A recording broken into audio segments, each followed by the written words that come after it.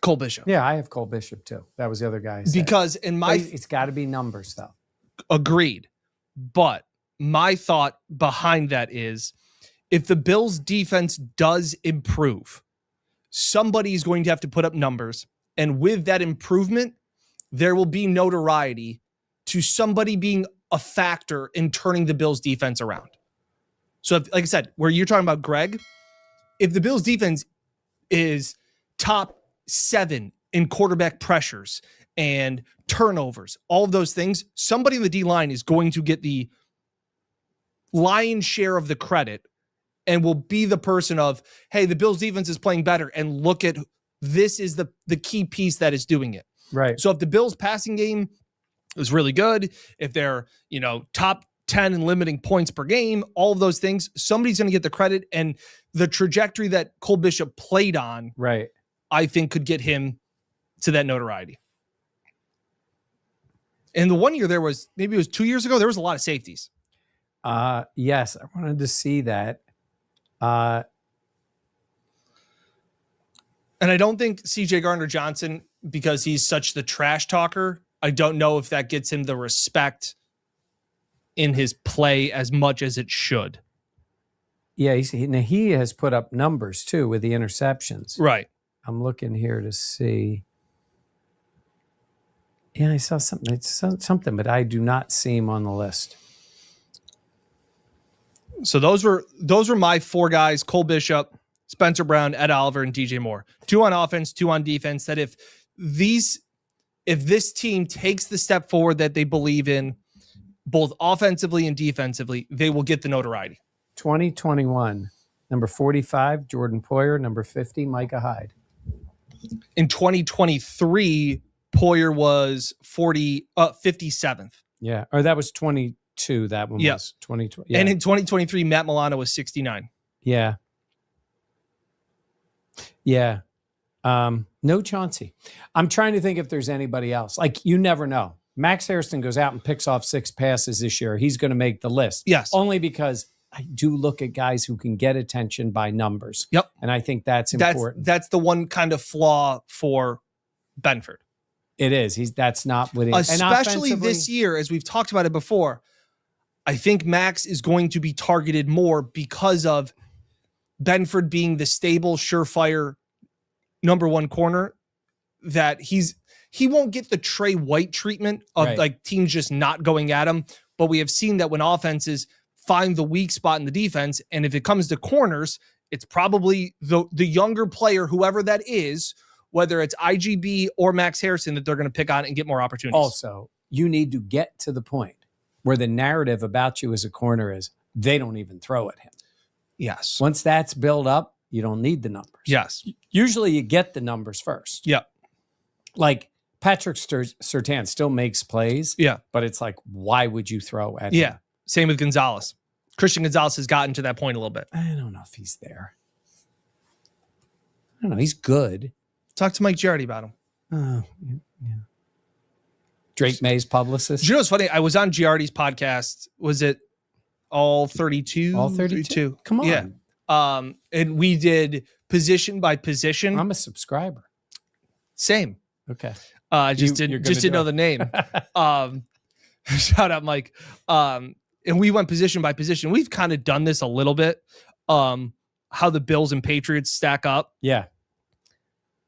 We gave the Bills we both agreed that the Bills were better in every offensive category and position outside of wide receiver. Right. We thought the offensive line is the only thing that was as close with what the improvements they've made and what Will Campbell becomes. And every single defensive position, the Patriots were better. It was hard to find a spot that the Bills were better defensively than New England. I don't know if they've made big improvements on their offensive line. Elijah Vera Tucker hopefully will solidify some things. Hopefully will solidify. Wow, that gets me all fired up. They drafted the guy in the first round. Like they saw that as their 100% weakness. If Will Campbell is what he was before the injury, let's say. Yes. Yeah, Will Campbell. He'll be a guard soon. well, they moved one of the guys. I don't follow the Patriots enough, but he was saying that they moved one guy into his normal position because he was playing out of position. So should watch all 32 more often. Yeah, it's just background noise when Giardi starts talking. So again, comment in with what you think of Bills players that, one, are on the list, two, could have been on this list, yep, and three, who has the chance to be on the list next year. And at what point in this video, somebody watching, did Keon Coleman's name make the list? Somebody's commented already. Keon's going to break out and he's going to make the list. I mean, it's not going to happen, but somebody's going to say. Hold on, Bills Mafia. They really sat there and said the Patriots are better than Buffalo at every single defensive position? Every single one? Come on now. That is the kind of sentence that makes you pause the video, lean toward the screen and say, are we watching the same division? But here is the twist nobody wants to talk about. What if the Bills do not answer that disrespect only on defense? What if Buffalo looks at the AFC, looks at New England getting louder, looks at Kansas City still standing in the way and says, fine, you want scary? Let's make the offense terrifying. And that brings us to the name that would shake the whole NFL conversation, Tyreek Hill. Now listen, I am not sitting here telling you this is confirmed. I am not selling you fake breaking news. Tyreek is coming off a serious knee injury. Miami moved on, and any team that signs him has to be smart, cautious, and probably creative with the money. But if we are talking pure football upside, pure chaos, pure defensive coordinators losing sleep the night before facing Josh Allen, then yes, Bills Mafia, this is a conversation worth having. Because think about the clip. The whole debate is built around respect. Who gets respect? Who gets hype? Who gets called elite? And somehow Buffalo keeps ending up in this weird spot where Josh Allen is treated like Superman, but the roster around him gets picked apart like it is not good enough. Patriots defense this, Patriots secondary that, Patriots front seven this, Patriots roster comparison that. Fine, let them talk. Let them crown New England in July.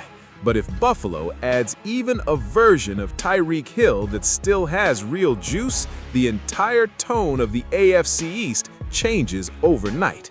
You already have DJ Moore as a real outside weapon. You already have Khalil Shakir working the middle like a chain-moving machine.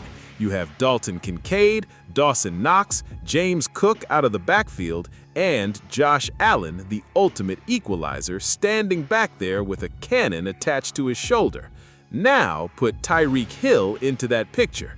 Not as the old, give him 180 targets and build the whole offense around him version.